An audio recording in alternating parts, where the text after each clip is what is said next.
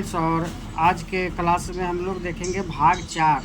भाग 4 में राज्य के नीति निर्देशक तत्व के बारे में बताता है। भाग 4 में जो अनुच्छेद है 36 से 51 तक है, और जो अनुच्छेद जो लिया गया है राज्य के नीति निर्देशक तत्व आयरलैंड से लिया गया है। यह एक ऐसा चेक है राज्य के मर्जी पर निर्भर करता है।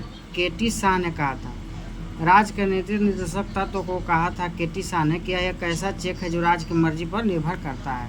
अब इसमें आते हैं मौलिक अधिकार और नीति निर्देशक तत्व के बारे में हम लोग अंतर देखेंगे। मौलिक अधिकार भाग 3 में है और नीति निर्देशक तत्व भाग 4 में है। मौलिक अधिकार का अनुच्छेद है भाग 12 से 35 और नीति निर्देशक तत्व है 36 से 51। अमेरिका के संविधान से लिया गया है और नीति निर्देशक तत्व आयरलैंड के संविधान से लिया गया है। और मौलिक अधिकार जो है वाद योग्य है और नीति निर्देशक तत्व वाद योग्य नहीं है। ये न्याय का उचित है, और जबकि ये न्याय उचित नहीं है। नीति निर्देशक तत्व न्यायालय द्वारा परिवर्तनीय हो सकता है मौलिक अधिकार, जबकि नीति निर्देशक तत्व न्यायालय द्वारा परिवर्तनीय नहीं हो सकता है। मौलिक अधिकार राज्य के लिए नकारात्मक प्रभाव लाता है, जबकि डीपीएसपी राज्य के लिए सकारात्मक है। मौलिक अधिकार जन्म से ही प्राप्त होता है और राज्य के नीति निर्देशक तत्व कानूनी रूप से मान्यता मिलने के बाद प्राप्त होता है।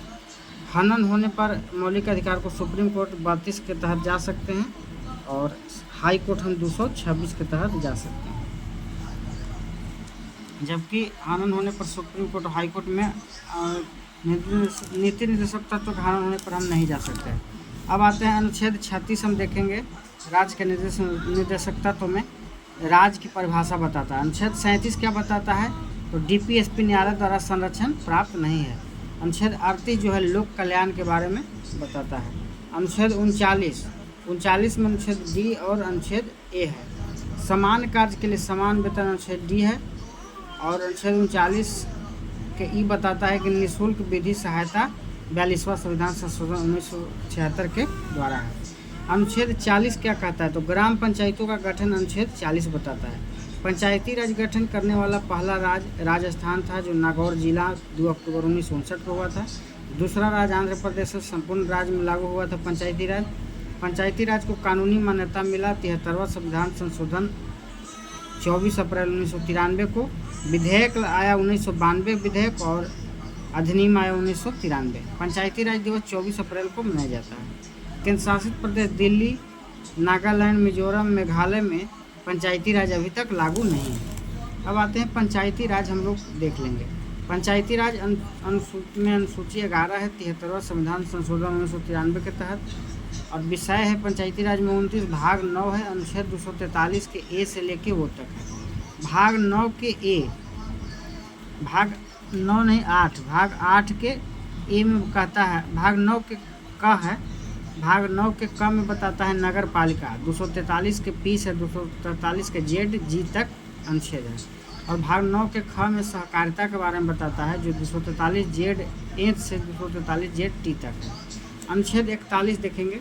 कुछ दशा में सरकारी सहायता, काम, शिक्षा, लोक सहायता, वृद्धा पेंशन, विधवा पेंशन, विकलांग पेंशन, इंदिरा आवास, बेरोजगारी भत्ता, ये सब किसके तहत मिलता है, तो अनुच्छेद 41 के तहत। इसमें मनरेगा आ जाता है अनुच्छेद 41 के तहत। पहले नाम था मनरेगा का नरेगा, और नरेगा का फुल फॉर्म होता है national rural employment guarantee act, और अब मनरेगा किया गया है 2009 में। अधिनियम 2005 लागू हुआ 2006 में, और मनरेगा में 100 दिन काम की गारंटी होती है। अब है अनुच्छेद 42। अनुच्छेद 42 क्या कहता है, मनोचित दशा, न्याय उचित दशा, प्रसूति सहायता, मातृत्व लाभ जो भी मिलता है, मातृत्व, पितृत्व, अवकाश, ये सब अनुच्छेद 42 के तहत मिलता है 2 बच्चा तक। अनुच्छेद 43 है निर्वाह योग्य मजदूरी, मतलब मजदूरी इतना देना है जितना में निर्वाह हो। अनुच्छेद 43 के ख कहता है सहकारिता समिति। अनुच्छेद 44 में समान सिविल संहिता है। सभी धर्मों के लिए शादी, तलाक, गोद लेना, संपत्ति बंटवारा कानून एक समान है। समान सिविल संहिता लागू करने वाला पहला राज्य गोवा था। अनुच्छेद 45 क्या है, तो अनुच्छेद 45 कहता है 6 वर्ष से कम आयु के बच्चे की स्वास्थ्य तथा शिक्षा प्रदान करना। अब आएंगे अनुच्छेद 46। तो SC, ST और OBC शैक्षणिक और आर्थिक सहायता SC, ST, OBC को मिलता है अनुच्छेद 46 के तहत। अनुच्छेद 47 कहता है कि पोषाहार स्तर लाइफ स्टैंड को बढ़ाना, नशीला पदार्थ प्रयोग, शराब पर प्रतिबंध, अनुच्छेद 47 के तहत। अब आएंगे अनुच्छेद 48, कृषि एवं पशुपालन, दुधारू पशु की हत्या पर रोक। 48 के वन एवं वन्य जीव की रक्षा करना सरकार का कर्तव्य है। वन्य जीव और पर्यावरण की रक्षा करना अनुच्छेद 48 के ए में। अनुच्छेद 49 कहता है राष्ट्रीय स्मारक की रक्षा करना सरकार का कर्तव्य है। अनुच्छेद 50 कार्यपालिका एवं न्यायपालिका को अलग करना अनुच्छेद 50 है। अनुच्छेद 51 कहता है कि अंतर्राष्ट्रीय संघ एवं शांति को बढ़ावा देना। तो ये हम लोग देख लिए भाग 4 के। आज अगला दिन हम लोग देखेंगे भाग 4 के ए।